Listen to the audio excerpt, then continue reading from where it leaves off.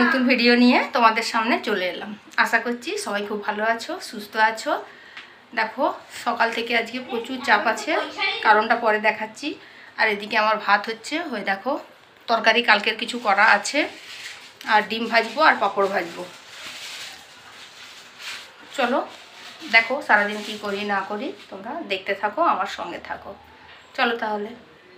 দেখো ঘড়ির কাঁটা এখন 11:15, আর আমার ঘরের অবস্থা দেখো, দেখেছ ঘরের অবস্থা। এর কারণ হচ্ছে এইটা, আজকে লাগানো হচ্ছে এসি।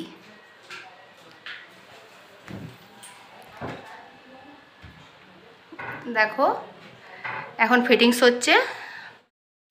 আমরা এসিটা লাগালাম প্যানাসোনিকের 5 স্টারের, ফার্স্ট এর স্কুলিং আছে। চলো এবার দেখি। আর নিচে ওরা আছে, বাবার এই ধুলোতে ভর্তি। ওই যে নিচে এখানে ইনস্টল হচ্ছে, ওই দেখো নিচের মেশিনটা ইনস্টল হচ্ছে। এবার আমি নিচে এলাম, এই দেখো এটা হচ্ছে আউটের মেশিনটা। এটা এবার এখানে থেকে এটাতে তোলানো হবে, আর এখানে ফিটিংস হবে। আমি সকাল থেকেই খুব ব্যস্ত ছিলাম একটি অন্য কাজে, তার জন্য সকাল থেকেই ভিডিওটা স্টার্ট করতে পারিনি। আর একটু দোকান দিকেও গিয়েছিলাম, জানি এরা 11টার সময় টাইম দিয়েছে আসার জন্য বা এসিটা ইনস্টল করার জন্য। তো আমি তাড়াহুড়ো করেই সমস্ত কাজ করে নিয়েছিলাম, আমি স্নানও করে নিয়েছিলাম। তারপর একটু দোকানে গেলাম আমার কিছু জিনিস আনার জন্য। তো আমি রুমের এসিটা যখন ইনস্টল করলো, তখন তোমাদের সঙ্গে আর ওটা শেয়ার করতে পারলাম না। ওই জন্য ভাবলাম যে বাইরেরটা যাই, একবার দেখে নিই অন্তত যে কিভাবে ইনস্টল করছে। বাইরে প্রচণ্ড রোদ, মানে উপর দিকে তাকানো যাচ্ছে না। এখন প্রায় ঘড়ির কাঁটা 12:30। তো আমি এদিকে আমার ভাতটা চাপানো আছে, গ্যাস জ্বলছে রান্নাঘরে, তাও একবার নিচে এলাম যে দেখি বাইরের মেশিনটা কিভাবে তুলছে। আর এই দুটো বিল্ডিংয়ের মধ্যেখানে পাশে যে দিদি আছে, দিদির বাড়ির সঙ্গে আমার জানালার মানি প্ল্যান্টের গাছটা দেখো আমরা সুন্দরভাবে এইভাবে একসঙ্গে রেখেছি, মানে কানেক্ট করে রেখেছি। আমার টব থেকে দিদির জানালাতে গেছে, আর এই মানি প্ল্যান্টের যে ডালগুলো ওগুলো সুন্দরভাবে ঝোলে। এখন যেহেতু এটা মেশিনটা ইনস্টল হচ্ছে, ওই জন্য ওইগুলোর জন্য একটু অসুবিধাই হচ্ছে বটে। যাই হোক, আবার সামনে থেকে একটুখানি দেখাবার চেষ্টা করছি। দেখো এটা মোটামুটি ওর জায়গায় বসিয়ে দিয়েছে মেশিনটা। এবার নাটগুলোকে আটকে দিচ্ছে, তাহলেই মোটামুটি বাইরেরটা কমপ্লিট। এবার শুধু কানেকশানটা অ্যাড করে দিলেই হয়ে যাবে। এই মুহূর্তে আমি দিদির রুমের জানালা থেকেই ভিডিওটি তোমাদের জন্য শ্যুট করছি। দেখো মোটামুটি এখানে ওদের কমপ্লিট। এবার এই ভাইটা নেমে যাচ্ছে। চলো এবার আমার রুমে আমি যাই।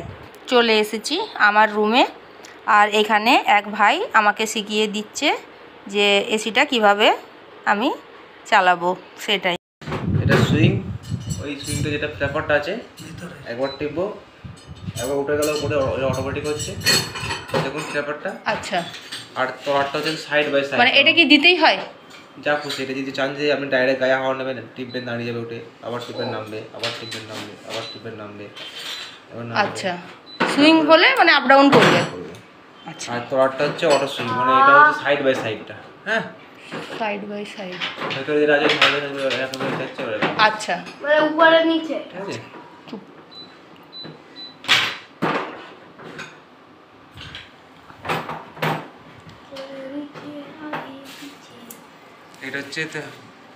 এটা হচ্ছে মুভ, এদিকে আছে পুল। পুলের যেটা তোমার সিম্বল দেওয়া আছে ডট চিহ্ন, সবসময় পুলই থাকবে। কোনো সময় হাত পড়ে গেলে, যদি হাত পড়ে যায় তাহলে যেমন ড্রাই চলে যাবে, ড্রাই। আচ্ছা। এটা 24 ডিউটি। এটা ফ্যান, শুধু ফ্যান চলবে, ঠান্ডা হবে না। এটা অটো, এটা পুল, সবসময় পুলে থাকবে। হ্যাঁ, আচ্ছা। এটা কনভার্ট 7 প্রেস করলে এইচসি মানে হাই কুল। 110% কারেন্ট খরচা হবে, 110% ঠান্ডা হবে। কতক্ষণের মধ্যে হবে এটা ঠান্ডাটা? ঠান্ডাটা 110% দেবে। কম্প্রেসারটা হাই পাওয়ারে চলবে। আচ্ছা। এফসি মানে ফুল কুল, আপনার 100% কারেন্ট খরচা হবে, 100% ঠান্ডা দেবে। তারপর 90% মানে ওইটাতে আমি যখন স্টার্ট করব তখন ওইটাতে এটা আপনি কি করে, এটা যদি আপনার কম্প্রেসারের ইলেকট্রিসিটির আপনি কনজিউমশনটা কম কম বাড়া করতে পারেন, তার জন্য এটাও দেওয়া আছে।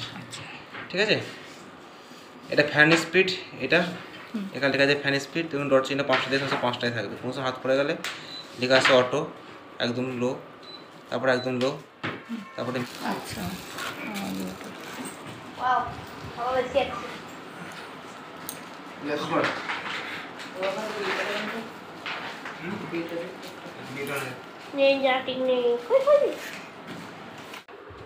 এবার যতটুকু বোঝাবার ওনারা বুঝিয়ে দিলেন। আর এখানে কিছু ফর্মালিটিস আছে, আর বাকি যেটুকু বিল হয়েছে সেইটুকু বিলটা পে করতে হবে ইনস্টলেশনের জন্য। সেই কাগজপত্রই এখানে সাইন করছে। আর এই ভাই এদের ব্যবহার খুবই ভালো, বা খুব ভালোভাবেই বুঝিয়ে দিলেন। আর আমার ছেলে তো অলরেডি সব কিছু বুঝে আগের থেকেই বসে আছে, ও আবার প্রশ্ন করে করে জিজ্ঞেসও করে নিল। চলো এবার মোটামুটি ওদের কাজ শেষ। এখন প্রায় ঘড়ির কাঁটা 1টা 10-15 বাজবে। এবার আমার পরিষ্কার করার পালা। ঘরের অবস্থা প্রথমে যা হয়েছিল, মানে ফোনটা যে অন করব সেরকমও অবস্থায় ছিলাম না। ভাবলাম কত তাড়াতাড়ি আগে রুমটাকে পরিষ্কার করতে পারি। তো নিচের রুমটা পরিষ্কার করলাম, ডিভানটাও টেনে টেনে নিয়ে এসে ঝাঁটা দিয়ে পরিষ্কার করে ফিনাইল দিয়ে 2বার ধরে রুমটা মুছেছি। এবার দেওয়ালগুলোও মুছে দিই, কারণ ওই ড্রিল করেছে, প্রচুর ডাস্ট উড়েছে, দেওয়ালগুলো পর্যন্ত পুরো সাদা হয়ে গেছে। প্রত্যেকটা দেওয়ালই আমি পরিষ্কার করলাম। সেই সঙ্গে পরিষ্কার যখন করতেই হলো সব কিছু, তখন সেই সঙ্গে ফার্নিচারগুলোও একটু মুছে নিলাম। ডিভানটাও খুব ভালো করে উপর নিচ করে ভালো করে মুছে নিলাম, কারণ ভালোই হলো, রুমটা আরেকবার আমার ভালোভাবে পরিষ্কার হয়ে গেল। আর এদিকে যে বড় আলমারিটা আছে, এটাও আমরা 2-3জন মিলে টেনে সরিয়ে এটাকেও পিছনটা পরিষ্কার করলাম। দেখো সব পরিষ্কার করে দিয়েছি, এগুলোও সব সরিয়ে সরিয়ে মুছেছি। এবারে বিছানাটা পাতবো, আগে খেয়ে নিই। এখন ঘড়ির কাঁটা দেখো 2:15, ঘড়ির কাঁটা 2:15। এখনও ছেলেগুলো খায়নি, এই যে টিভি দেখছে। চলো আগে খেয়ে টেয়ে নিই। দেখো সব পরিষ্কার করে দিয়েছি, কি নোংরা হলো। ভালোই হলো, একদিকে পরিষ্কারও হয়ে গেল, ডিভানটাও পরিষ্কার করলাম। চলো আবার খেয়ে টেয়ে নিয়ে আগে তারপরে আসছি। এখন ঘড়ির কাঁটা 3:10। সব পরিষ্কার টরিষ্কার করে স্নান করলাম, আবার যা অবস্থা হয়েছিল। চলো এখনও ভাত খাইনি, ভাতটা খেয়ে নিই। ছেলেদের খাওয়া হয়ে গেছে, ওর বাবাও খায়নি। চলো আমি এটা খেয়ে নিই আমরা আগে, তারপর আবার পরে আসছি। এই যে খাচ্ছে খাওয়া হয়ে গেছে, চলো আবার পরে আসছি। এখন 3:30 মতো বাজছে, ভাতটা খেয়ে নিয়েছি। কৃষ্ণা এসেছিলো, সব পরিষ্কার করলো। আমি তো পুরো পরিষ্কার করেছিলাম, ওকে আরেকবার পরিষ্কার করালাম। যাই হোক, আমার ছেলে এখনও টিভি দেখছে। আর এই যে আজকে এখন স্টার্ট হয়ে গেছে, চলছে। মাথা চুলও আমার ভেজা, মোটামুটি আমার অবস্থা খুব খারাপ। চলো ঘুমোই, আবার সন্ধ্যাবেলায় তোমাদের সঙ্গে কথা বলবো। Good evening. এখন ঘড়ির কাঁটা 7:05, সন্ধে দিয়ে দিলাম। আর আজকে একটু শনিবার, ভাবছি একটু মন্দিরের দিকে যাই, একটু প্রণাম করে আসি। চলো রেডি হয়ে নিয়েছি, কিছুক্ষণ আগেই ঘুম থেকে উঠলাম। চোখের মুখের অবস্থা খুব খারাপ, প্রচুর আজকে পরিশ্রম হয়েছে। চলো পরে আবার তোমাদের সঙ্গে কথা বলছি, একটু মন্দির থেকে ঘুরে আসি।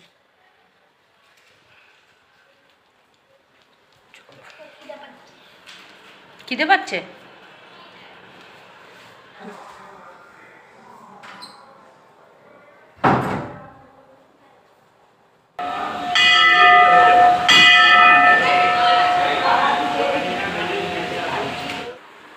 মন্দিরে চলে এসেছি। এখানে আমি প্রদীপ আর ধূপ জ্বেলে নিচ্ছি, কারণ ঠাকুরকে একটুখানি ধূপ আর দীপ দেখিয়ে নেব। আর তার আগে আমি পুজোটা দিয়ে নিয়েছি, হনুমানজিকেই পুজো দিলাম।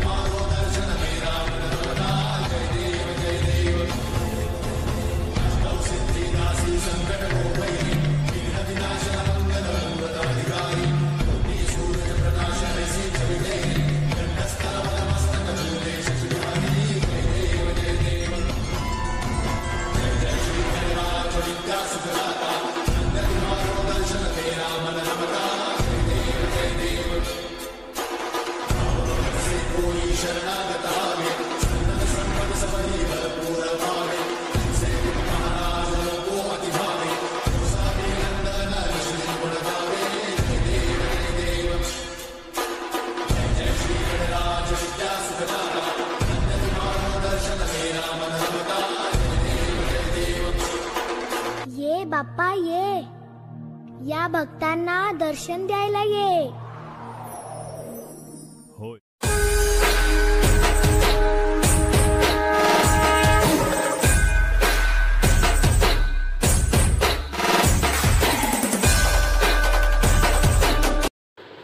মন্দির থেকে আমরা বেরিয়ে গেলাম, মন্দিরে পুজো দিলাম, একটু মন ভরে, মনে যেন একটু শান্তি এলো। চলো এবার আমরা বাড়ির পথে যাচ্ছি। এখন ঘড়ির কাঁটা 8:45। রুটি তো করব না, কারণ দুপুরে ভাত রেখেছি, অনেকটাই ভাত আছে। আর ভাত খাওয়ার জন্য আলু মাখা করে রেখেছি, আর এখানে মসুরির ডাল করব। আর এ দেখো এখানে রেডি করে রেখেছি পেঁয়াজ দিয়ে, বেসন দিয়ে, একটু কাঁচা লঙ্কা দিয়েছি, দিয়ে একটু বেসন বড়ার মতো করব, ভালো লাগবে। আজ সবজি টবজি কিছু নেই, আজকে আর কিছু করলামও না।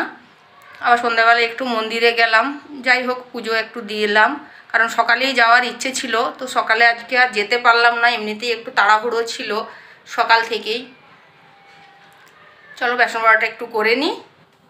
এখন একটু ছেলেটাকে নিয়ে পড়তে বসাবো। রান্নাঘরটা ভীষণ গরম, আমি বললাম এটা একটু রেডি করে দিই, খাওয়ার আগে গরম গরম ভাজবো। রেডি করে দিয়ে আর ডালটা বসিয়ে দিয়ে বেরিয়ে যাব। তো তারপরে গরম গরম একটু বেসনটা ভেজে নেবো খাওয়ার আগে। চলো এবার ছেলেটাকে একটু পড়াতে যাব।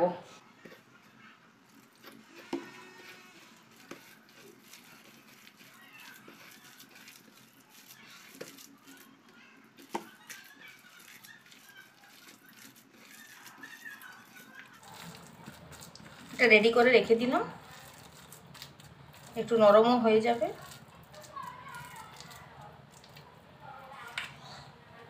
9:30টার পরে এসে এটা ভাজবো।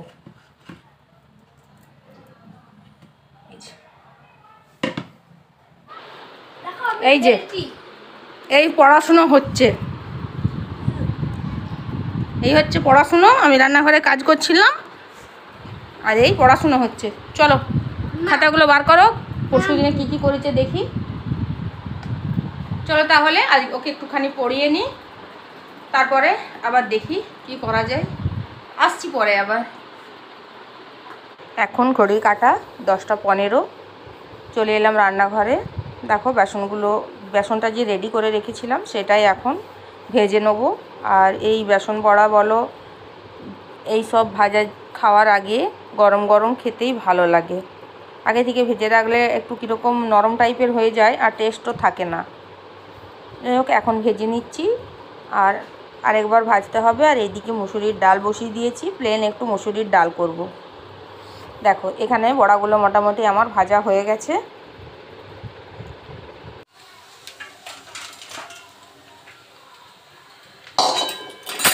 আর এইদিকে ডালটাও হয়ে গেছে, ডালটা একটু সাদলে নিই, তারপরে খেতে দিয়ে দেবো। এখানে দেখো আমাদের 4 জনের ভাত, আর এখানে বড়া আছে, আর এখানে আলু মাখা, আর এখানে মুসুরির ডাল, প্লেন মুসুরির ডাল করেছি। দেখো 4 জনের খাবার রেডি করে নিই। চলো খাবারটা তাহলে খেয়ে নিই। আর ভিডিওটা আজকে এখানেই শেষ করছি। দেখা হচ্ছে নতুন আরেকটি ভিডিওর সাথে। Tata, good night.